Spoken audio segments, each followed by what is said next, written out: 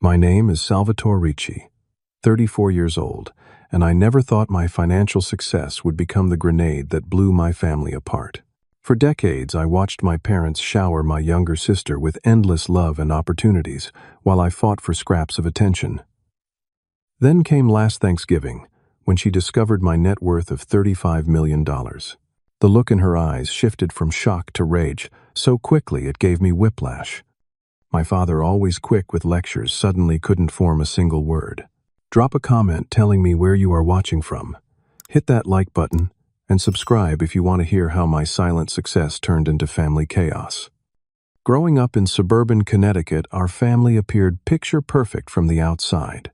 My father, Thomas, worked as a respected cardiology surgeon at the regional medical center, while my mother, Elaine, taught piano lessons from our spacious colonial home.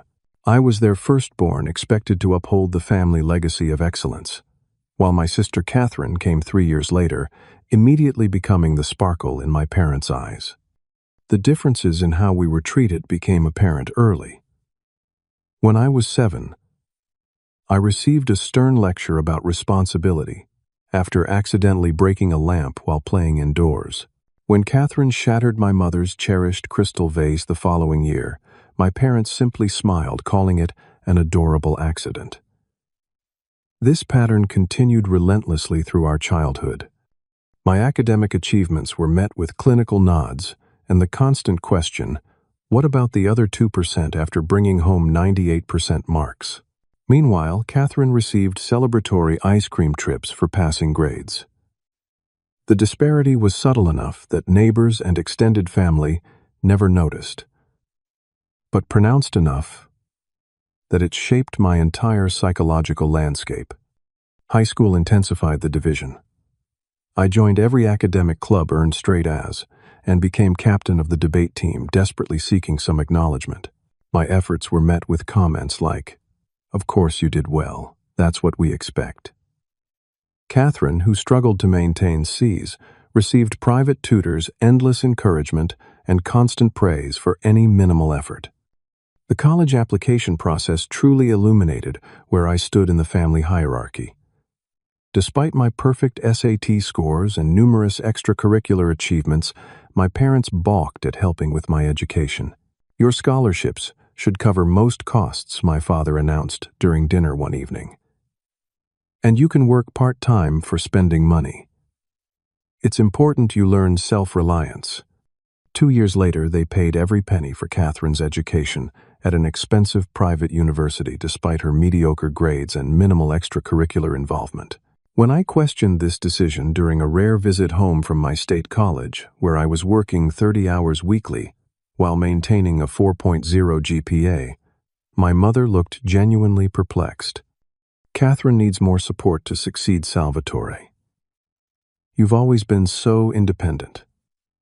Why would you begrudge your sister the help she needs?" That night, alone in my childhood bedroom that had been partially converted to storage, while Catherine's room remained pristine, I made a silent vow. My worth would never again be determined by their recognition. I would build something so undeniably successful that even they couldn't dismiss it. Looking back, that moment of quiet determination changed everything about my future trajectory. The final familial fracture occurred during my college graduation. I had finished summa cum laude in finance and economics with 3 job offers from prestigious firms. My parents attended the ceremony but left immediately afterward, explaining they needed to help Catherine prepare for her upcoming semester abroad in Paris. There was no celebration dinner, no acknowledgement of my achievements beyond a hastily purchased card with "To our graduate" printed on the front.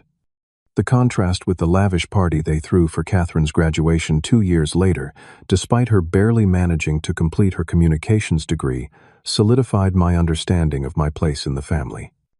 I accepted a position with a boutique investment firm in Boston, deliberately choosing a city 3 hours from my family home.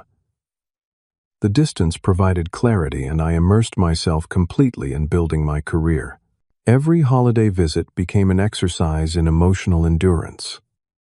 Listening to endless stories about Catherine's adventures and accomplishments, while my professional advancements were barely acknowledged. Year after year, I watched my sister float through life, with the safety net of parental support always beneath her. Failed job, mom and dad covered her rent. Wanted to quit work to find herself. They funded a 6-month trip to Southeast Asia. Meanwhile, I built my life brick by careful brick, without assistance, without recognition, without the emotional safety net that Catherine took for granted. What my family never realized was how this treatment fueled something powerful within me. Each dismissal hardened my resolve. Each comparison sharpened my focus. While they were busy celebrating Catherine's mediocrity, I was quietly laying the groundwork for an empire they could never have imagined possible. The pattern of favoritism continued well into our adult years, taking on new dimensions as my sister repeatedly made poor financial decisions that our parents eagerly remedied. When Catherine decided at 27 that her true calling was to open an upscale boutique, despite having zero business experience, my parents provided $100,000 in startup capital. The business failed within 18 months, but this was framed as a valuable learning experience rather than a costly mistake. Meanwhile, when I sought advice about potentially starting my own investment advisory firm at 29 after 7 successful years in the industry with a track record that had caught the attention of several venture capitalists, Father dismissed the idea as unnecessarily risky. Why jeopardize a stable career for something that will probably fail? He questioned over our monthly phone call. Most new businesses don't survive 5 years. Salvatore, you should be grateful for your corporate position. That conversation proved pivotal in ways my father never intended. His dismissal crystallized my determination to succeed without their emotional or financial support. I launched Ricci Capital Partners 3 months later, using my own carefully saved $200,000 as seed money. I didn't inform my family until the business was operational, sparing myself their doubts and criticism. The real conflict ignited during Christmas 5 years ago. Catherine, then 31, and between jobs yet again, announced she was getting divorced from her husband of 3 years. My parents immediately offered their emotional and financial support, including paying for her high-priced attorney. During the same gathering, when I mentioned my company had just signed our first $10 million client, my mother changed the subject before I could elaborate, turning to Catherine to discuss potential post-divorce vacation destinations, to lift her spirits. Later that evening, I overheard my father in his study, offering to help Catherine make a down payment on a new condo once her divorce was finalized. This came just 2 months after Head declined my invitation to visit my offices in Boston, claiming he and my mother were too busy helping Catherine navigate her marital problems. The hypocrisy stung, but I had grown accustomed to such treatment. What I couldn't anticipate was how Catherine would use this renewed parental support to insert herself into my life in increasingly problematic ways. Following her divorce, she began calling me regularly with investment ideas that she insisted would make us both rich. These ranged from cryptocurrency schemes to friends' startup businesses with questionable business models. When I politely declined these opportunities, explaining the logical flaws in each proposal, she accused me of being unsupportive during her difficult transition. "Your little investment company must not be doing that well if you can't even help your own sister," she snapped during one particularly tense phone call. It was the first time she had ever directly belittled my career, though I had sensed her dismissive attitude for years. These interactions became more frequent after Catherine moved into her new condo, purchased with a substantial down payment from our parents. She began showing up at my office unannounced, asking to speak with my clients about various business ideas. When I firmly refused explaining the professional and ethical boundaries this would cross, she complained to our parents that I was being cruel and exclusionary. Rather than recognizing the inappropriateness of her requests, my parents called to lecture me about family loyalty. "Your sister is trying to rebuild her life after her divorce," my mother explained with a hint of accusation. "Would it really hurt you to introduce her to some of your business connections?"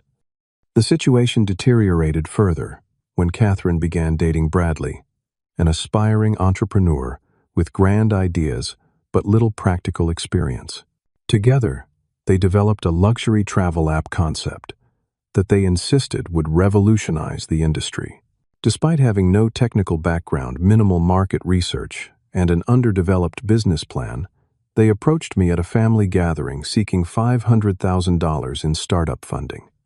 When I suggested they refine their business plan and seek smaller initial investments to prove their concept, Bradley became confrontational. "Your sister said you were difficult, but I didn't think you'd be this unsupportive," he said loudly enough for our entire family to hear. "Must be nice to have made it, and then pull up the ladder behind you." My parents predictably sided with Catherine and Bradley. My father pulled me aside, his disappointment evident. "Sometimes family is more important than business principles, Salvatore. Catherine has always supported your endeavors."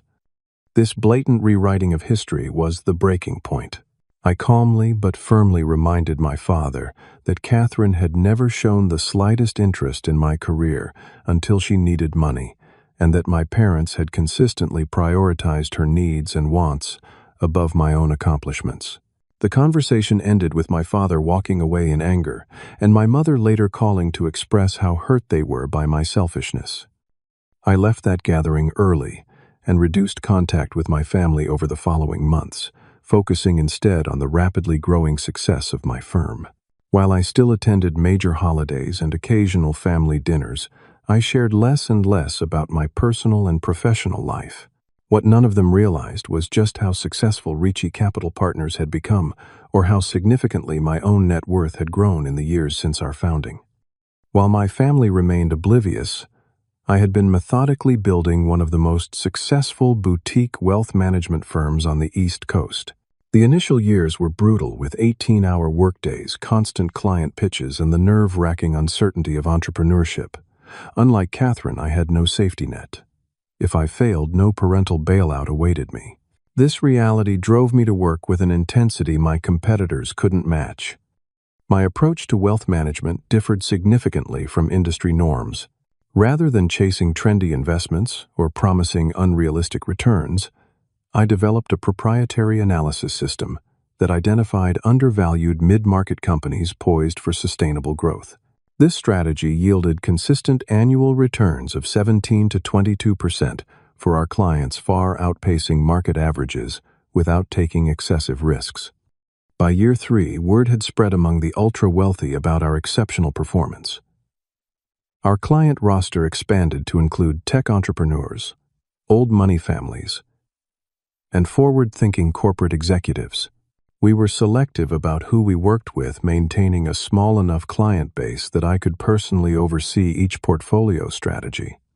A pivotal moment came when Ricci Capital Partners caught the attention of Terrence Maxwell, the reclusive founder of Maxwell Technologies. After our initial meeting, Maxwell not only became a client, but also introduced me to his exclusive network of self-made billionaires.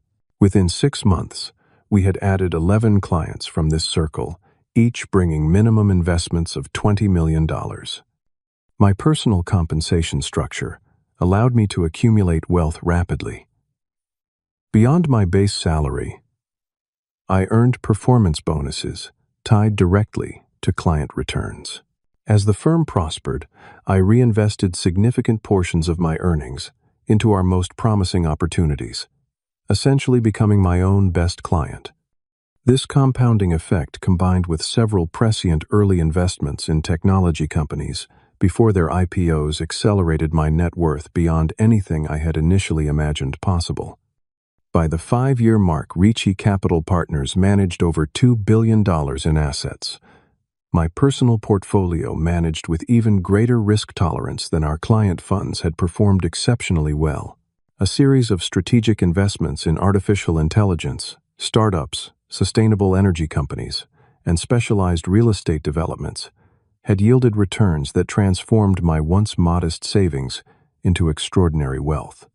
What began as a determined effort to prove my worth had evolved into something far more significant. At 34, my net worth had quietly grown to $35 million. A figure known only to my most trusted advisors and my chief financial officer. I lived comfortably but not ostentatiously.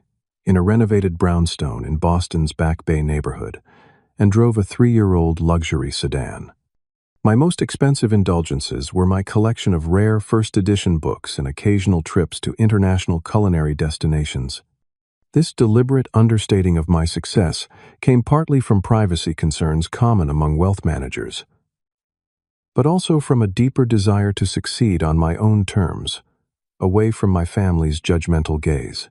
After years of having my achievements minimized or ignored, I found peace in building something remarkable without seeking their validation. The wealth itself had become secondary to the satisfaction of creating something successful entirely on my own terms. Meanwhile, Catherine's post-divorce life continued its chaotic trajectory. Her luxury travel app venture with Bradley collapsed before launching, resulting in another financial bailout from our parents. She cycled through 3 different career paths in 2 years, briefly working in real estate, then interior design, then as a social media consultant. Each new direction was announced with grandiose expectations and abandoned within months. Bradley exited the picture after their business failure, replaced shortly by Garrett, a self-described investment advisor who talked endlessly about cryptocurrency opportunities and his connections to venture capitalists in Silicon Valley. During the few family gatherings I attended, Garrett would corner me with questions about my business model and client acquisition strategies, transparently fishing for information he could monetize. My parents continued their pattern of enabling Catherine's lifestyle while showing minimal interest in my professional journey. When I purchased a small vacation property in Vermont as both a personal retreat and a long-term investment, my mother's only comment was concern that I was working too hard and needed to find balance in my life like Catherine supposedly had. The irony wasn't lost on me. My sister, unemployed and financially dependent on our parents well into her 30s, was held up as an example of balanced living. Meanwhile, my carefully constructed independence and success were framed as concerning workaholic tendencies. Rather than argue, I simply changed the subject, adding this to the long list of familial interactions that reinforced my decision to keep my true financial situation private. As Thanksgiving approached last year, I had no intention of revealing my wealth to my family. The gathering was to be held at my parents' home as usual, with Catherine and Garrett attending. I planned to make an appearance, engage in the obligatory family conversations, and return to Boston the following day. Little did I know that this particular holiday would shatter the carefully maintained separation between my family life and financial reality. Thanksgiving Day began unremarkably. I arrived at my parents' suburban Connecticut home around noon, bringing an expensive bottle of wine that would likely go unappreciated and a gourmet pumpkin pie from a renowned Boston bakery. Catherine and Garrett were already there helping my mother in the kitchen while my father watched football in the living room. The initial greetings followed our usual pattern. My mother hugged me briefly before returning to Catherine, who was dramatically narrating her latest cooking disaster. My father nodded from his recliner without taking his eyes off the game. Garrett approached with excessive enthusiasm, clapping my shoulder and immediately launching into questions about the current market conditions. Before dinner, I retreated to my father's study to take an urgent call from a client in Hong Kong. The time difference meant I couldn't postpone the conversation, though I kept it brief out of respect for the holiday. As I ended the call, I noticed Garrett lingering suspiciously near the doorway, attempting to appear casual when I emerged. Our family tradition involved sharing something we were grateful for before eating. Catherine went first, expressing theatrical gratitude for our parents' unconditional support through her difficult year of career exploration. My mother wiped away tears while my father nodded approvingly. When my turn came, I simply expressed appreciation for good health and the opportunity to gather together. My deliberately generic response earned perfunctory nods before attention quickly returned to Catherine, who was already launching into a story about her latest business inspiration. Midway through the meal, conversation turned to Catherine and Garrett's new venture. They were planning to launch a wellness retreat business, targeting corporate executives despite having no experience in either wellness or corporate training. My parents listened with rapt attention as Catherine described their vision for a property in the Berkshires where busy professionals would learn meditation and clean eating. When my father asked about their financing plan, Garrett smiled confidently. "We're exploring investors, but we're hoping to keep it in the family, if possible." He looked pointedly in my direction. "We need about $2 million for the property and initial renovations." Before I could respond, Catherine jumped in. "We already have interest from several serious investors. One of Garrett's contacts from Goldman Sachs is very excited about the concept. Having spent years in finance, I recognize the name dropping as a transparent attempt to create false credibility." I remained silent, cutting my turkey while Catherine continued elaborating on their plans to disrupt the corporate wellness industry. Eventually, my mother turned to me. "Salvatore, don't you think it sounds wonderful? Perhaps you could offer some advice from your business experience." I chose my words carefully, suggesting they start smaller to prove their concept before investing in property. Perhaps a weekend retreat series at rented venues to establish their methodology and build a client base. Catherine's face tightened. "Not everyone wants to think small, Salvatore. Some of us have vision." Garrett leaned forward. "Actually, I've been meaning to ask about your client list. Any chance you could introduce us to a few potential investors? I'm sure they'd be interested in diversifying." "That's not how my business works," I explained calmly. "My clients trust me with their confidentiality. I can't use those relationships to solicit investments for outside ventures." My father frowned. "Family helps family, Salvatore. Your sister is trying to build something important here." The familiar disappointment in his tone triggered a lifetime of suppressed frustration. But I maintained my composure.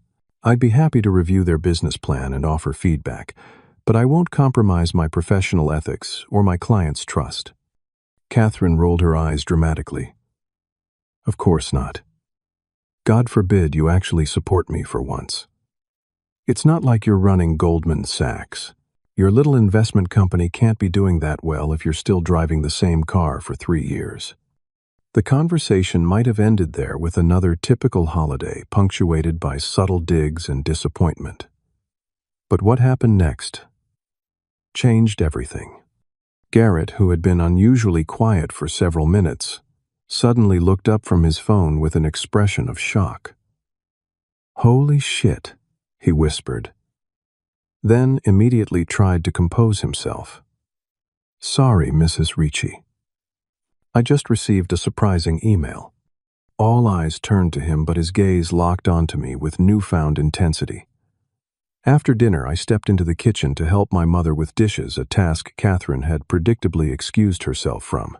Through the doorway, I could see Garrett showing something on his phone to Catherine, both of them glancing repeatedly in my direction with undisguised shock.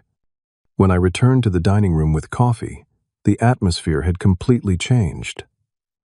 Catherine stared at me with a strange mixture of disbelief and anger. Garrett seemed calculating, reassessing me, as if seeing me for the first time. Before I could inquire about the sudden mood shift, Catherine blurted out, $35 million. Are you actually worth $35 million? The room fell silent. My parents froze in confusion. I carefully placed the coffee pot on the table, buying myself seconds to process how they had obtained this information. "I think you've been misinformed," I said evenly. Catherine thrust Garrett's phone toward me. It displayed an email from a college friend of his who worked for a financial publication.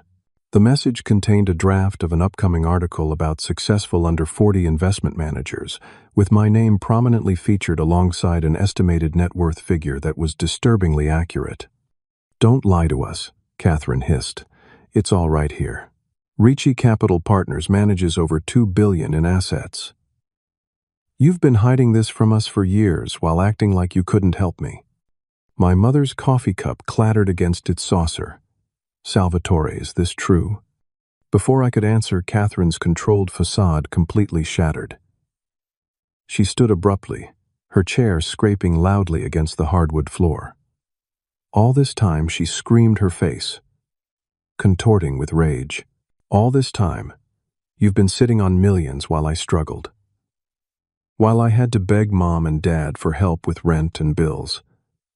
You watched me lose my house in the divorce. Watched me start over with nothing. And you did nothing. I remained seated, weathering her outburst with external calm that belied my racing thoughts. Catherine continued, her voice rising with each accusation. You selfish, heartless bastard. Do you know what I could have done with even a fraction of that money? My app would have succeeded.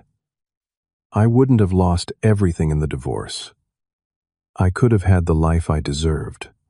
My father, normally quick to intervene in family conflicts, sat speechless, his complexion ashen. My mother began quietly crying, repeating, I don't understand. I just don't understand. Garrett, seeing an opportunity in the chaos, attempted to adopt a conciliatory tone. Look, man, family should support each other. Obviously, you've done well for yourself, which is awesome. Now you have the chance to lift your sister up too. That's what success is really about, right? Sharing the wealth. His transparent attempt at manipulation was the final straw. I placed my napkin beside my plate and stood looking each family member in the eye before speaking. Yes, I said, my voice steady despite the adrenaline coursing through me. I am worth approximately $35 million. Ricci Capital Partners manages just over $2 billion in assets for 64 clients. I built this from nothing with no help, no encouragement, and no family connections. Catherine opened her mouth to interrupt, but I raised my hand. For once in our family history, you are going to listen to me. All of you. The unusual authority in my tone silenced even Catherine. My father remained frozen, uncharacteristically subdued, while my mother dabbed at her tears with a napkin. For 34 years, I have watched the disparity in how this family operates. I continued. Catherine has received endless emotional support, financial bailouts, and unconditional approval regardless of her choices. I received criticism, dismissal, and the constant message that my achievements were merely expected, never exceptional. I turned to my father.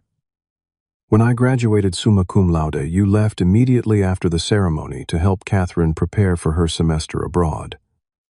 When I launched my company, you told me it would probably fail. When I signed my first major client, you changed the subject. My father's eyes dropped to the table, unable to meet my gaze. To my mother, I said, every milestone in my life has been treated as a footnote to Catherine's drama.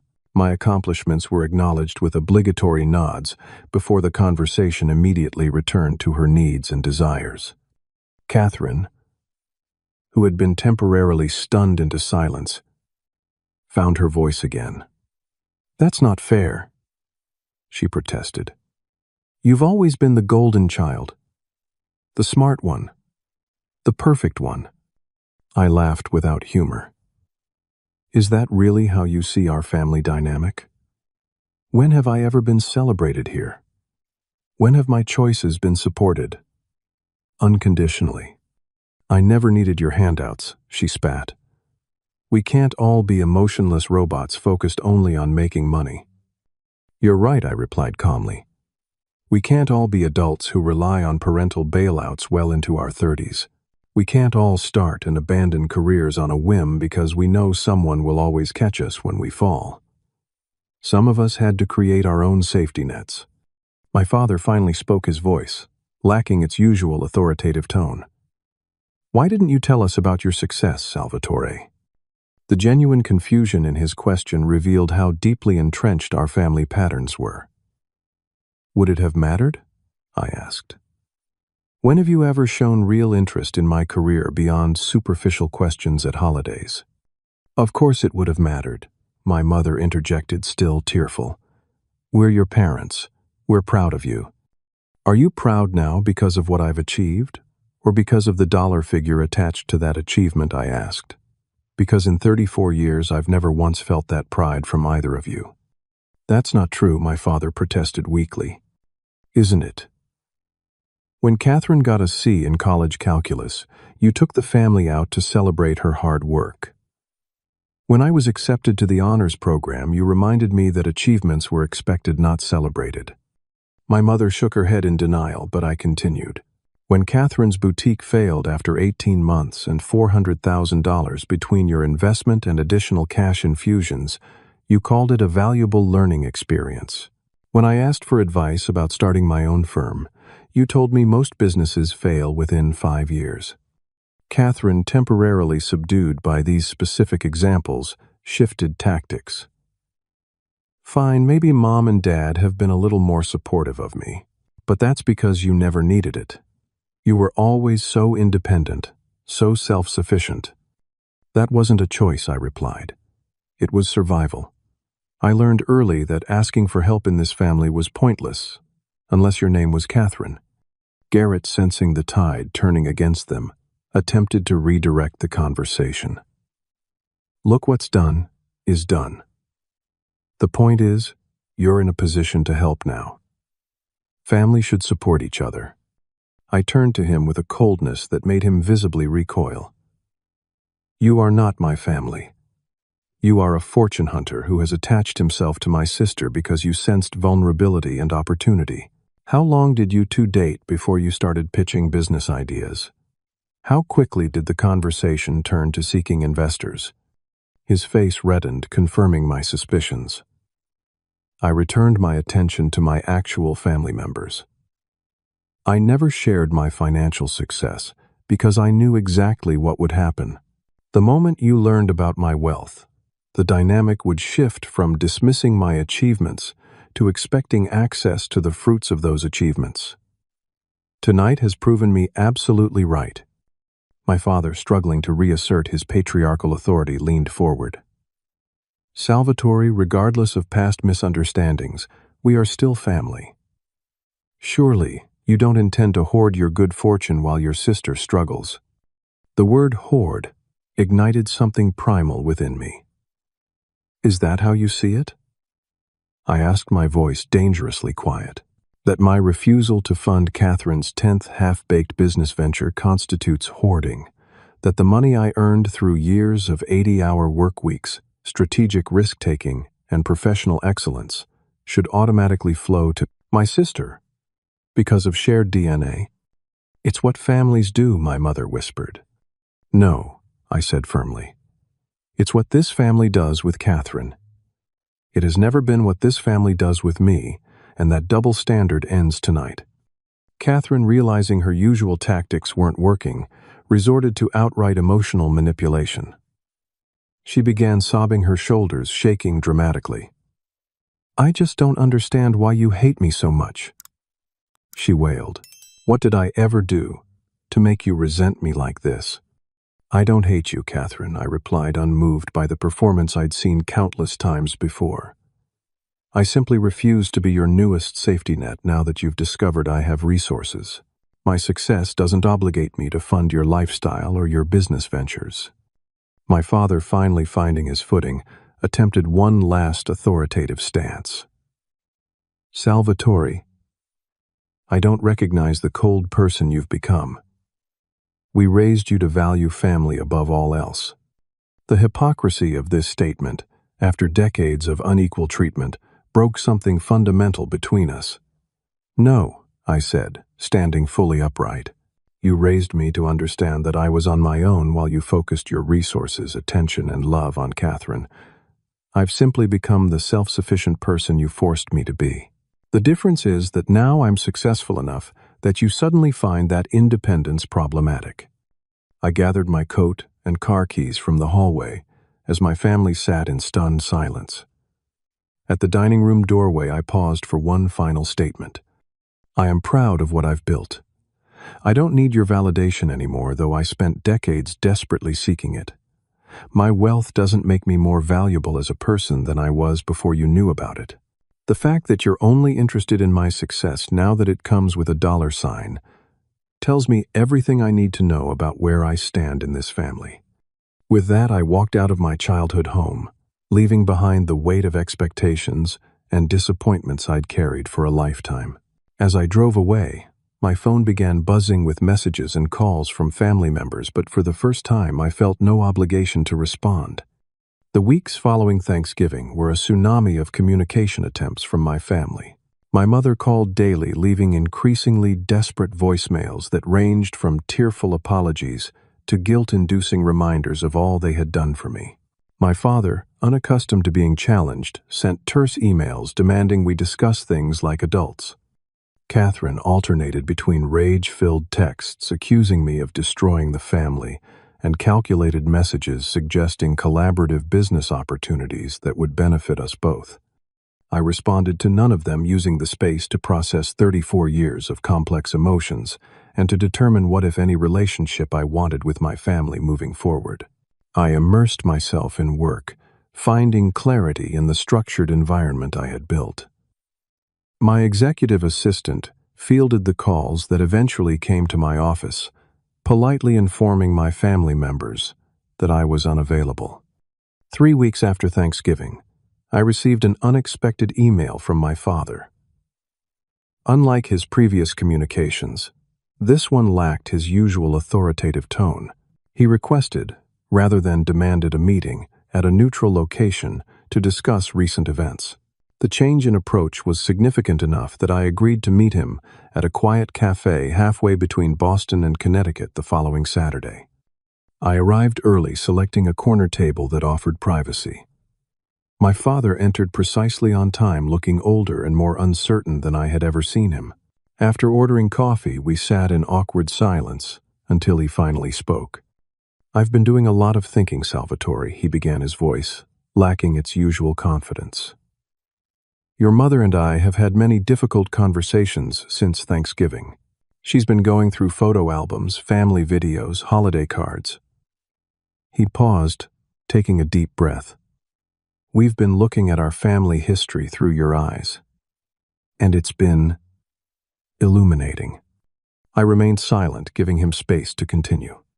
"I always thought we were good parents," he said. "I believed we treated you and Catherine equally, just differently based on your individual needs." He stared into his coffee. I was wrong. The simple admission hung in the air between us. In all my years, I had never heard my father acknowledge a mistake so directly. "We did favor Catherine," he continued. "It wasn't intentional, at least not consciously. You were so capable, so self-sufficient from such a young age. You never seemed to need us the way she did. Every time she struggled, we rushed to help. Every time you succeeded, we simply expected it. Your success became your punishment," I said quietly. He nodded the truth of it, visibly painful to him. "When you were 10, you built that elaborate science project entirely on your own. I remember feeling proud, but also thinking, that's just Salvatore always excelling. When Catherine needed help with basic homework, we would drop everything to sit with her for hours. We called it support, but looking back, we both knew he was seeing the pattern for the first time. A pattern that had shaped my entire existence. "I didn't come here to ask for money," he said abruptly. "That's not what this is about. I appreciate that. I came because I realize we've lost you," he continued, his voice breaking slightly. "And it's our fault. For years you've been pulling away, sharing less, visiting less. We blamed your work, your independence. We never considered that we had created an environment where you felt fundamentally less valued." The admission struck deeper than I had expected. For decades, I had wanted simply to be seen clearly by my parents. "Catherine is staying with us again," he said after a pause. "She and Garrett broke up the day after Thanksgiving. Apparently, he was primarily interested in accessing your wealth through her." "That doesn't surprise me," I replied. No, I suppose it wouldn't. My father sighed. She's angry, hurt, confused. She truly believes she's been the victim in all this. That's partly our fault, too. We reinforced her sense of entitlement with every bailout, every time we minimized the consequences of her choices. What do you want from me? I asked directly. Nothing you don't want to give, he replied, surprising me again. I'm not here to broker peace, or to ask you to fund Catherine's next venture, or to demand family harmony. I'm here because you deserve to be heard 30 years ago, and you deserve to be heard now. He reached into his jacket and withdrew a small, worn photograph, sliding it across the table. It showed me at about 7 years old, proudly holding a trophy from my first chess tournament. I keep this in my wallet, he said quietly. Have for years. Never told you. I stared at the image, trying to reconcile it with my understanding of our relationship. I failed you as a father, he continued. I can't undo that. But I can listen now. If you're willing to talk, and I can respect whatever boundaries you need to establish going forward. For the next 2 hours, we talked more honestly than we ever had before. I explained how the constant comparison to Catherine had shaped my self-worth, how their dismissal of my achievements had driven me to seek validation through ever greater success. He shared his own insecurities as a parent, how Catherine's neediness had made him feel necessary in a way my independence never had. As our conversation concluded, I established clear boundaries. I would not fund Catherine's lifestyle or business ventures.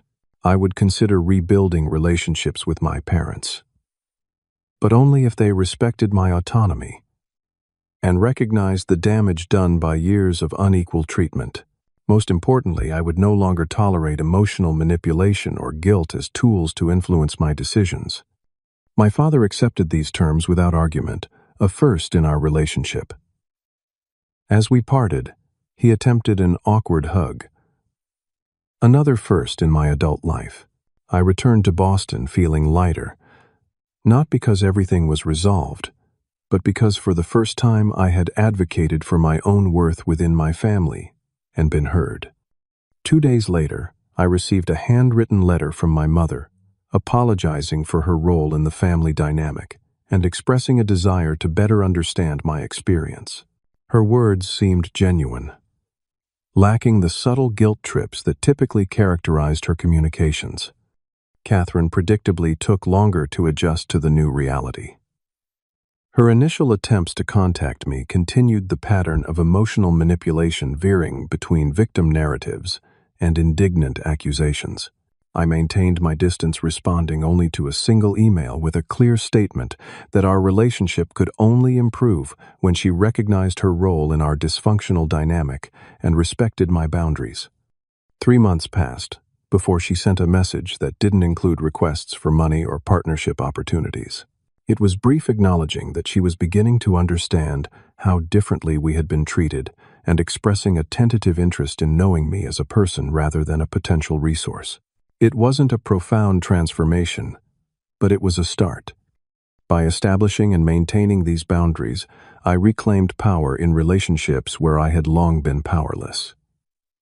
The wealth that had triggered the Thanksgiving meltdown became ironically irrelevant to the healing process. What mattered was the long overdue recognition of patterns that had shaped all our lives and my newfound ability to define the terms of my family involvement. 6 months have passed since that explosive Thanksgiving dinner. The journey hasn't been linear, with progress and setbacks characterizing each relationship within my family. Yet undeniably, things have fundamentally changed in ways I never thought possible. My relationship with my father has evolved the most dramatically. Our initial cafe conversation opened a channel of communication that has gradually deepened. We speak weekly now, discussing everything from business and world events to more personal matters. He recently asked about my investment philosophy, not to seek financial advantage, but to genuinely understand the work that drives me. When I explained my approach to identifying undervalued companies with strong fundamentals, he listened with authentic interest, asking thoughtful questions that showed he was truly engaged. Last month, he visited my offices in Boston, meeting my team and seeing firsthand what I've built. Watching him take in the scope of my success, I witnessed something I'd never seen before. Unguarded pride in his eyes. As we toured the trading floor, he placed his hand on my shoulder and simply said, "You've created something remarkable, Salvatore." The acknowledgement, so long withheld, meant more than any financial achievement. My mother has taken a different path toward reconciliation, one focused on excavating and re-examining the past. She sent me a carefully curated photo album documenting my achievements throughout childhood and early adulthood achievements that had received minimal recognition at the time. Each image was accompanied by a note acknowledging how my accomplishments had been overlooked while Catherine's much smaller victories were celebrated. This tangible recognition of the imbalance in our family dynamic represented a significant breakthrough in her understanding. Catherine's journey has been the most challenging. Decades of entitlement don't dissolve overnight, and her initial attempts at reconnection were transparently transactional. Our parents, honoring the boundaries I'd established, declined to facilitate her business pitches or fund her latest ventures. Faced with this new reality, she cycled through anger, bargaining, and eventually reluctant acceptance. 3 months ago, she enrolled in a business administration program at a local community college, her first attempt at building skills rather than relying on charisma and parental support. When she shared this news, I offered genuine encouragement without financial assistance. Last week, she mentioned struggling with her accounting course, and rather than asking for money for a tutor, she asked if I could recommend resources for self-study. This small shift represented significant growth. As for me, the most profound change has been internal. For years, I measured my worth through financial metrics and professional achievements, seeking external validation to fill the void left by parental approval. The events following Thanksgiving forced me to confront this pattern and recognize that true validation could only come from within. I've begun allocating more time to personal interests beyond work, rediscovering my passion for chess, exploring Boston's rich historical sites, and even dating seriously for the first time in years. The compulsive drive to prove my worth through ever greater success has eased, replaced by a more balanced approach to life and accomplishment. Perhaps the most unexpected outcome has been the evolution of my relationship with wealth itself. What began as a scorecard in a lifelong competition for validation has transformed into a tool for meaningful impact. I've established a foundation focusing on educational opportunities for first-generation college students, particularly those pursuing finance and economics degrees without family support systems. This work brings a fulfillment that no amount in my personal bank account ever could. Last week, I hosted my parents for dinner at my home in Boston, the first such gathering since Thanksgiving. The conversation flowed more naturally than it ever had before, touching on personal growth, family history, and future possibilities. When my father raised a toast, acknowledging both my professional success and personal integrity, I felt a circle closing that I never thought would be complete. The journey continues, with old patterns occasionally reasserting themselves in subtle ways. Yet the fundamental dynamic has shifted from one of imbalance and resentment to cautious but genuine connection. I've learned that establishing boundaries isn't about building walls, but about creating healthy spaces where authentic relationships can develop. Most importantly, I've discovered that true wealth has little to do with the number that so shocked my family last Thanksgiving. It lies in self-knowledge, in relationships based on mutual respect rather than obligation, and in the freedom to define success on my own terms rather than through others' expectations. If my story resonates with you, I'd love to hear your thoughts in the comments below. Have you ever had to establish difficult boundaries with family? How did you navigate that challenging terrain? Hit like if this journey felt familiar. Subscribe for more real-life stories, and share this video with someone who might need to bursits. Hear that it's never too late to rewrite family dynamics. Thank you for listening to my story. And remember, sometimes the most valuable inheritance isn't money, but the courage to honor your own worth.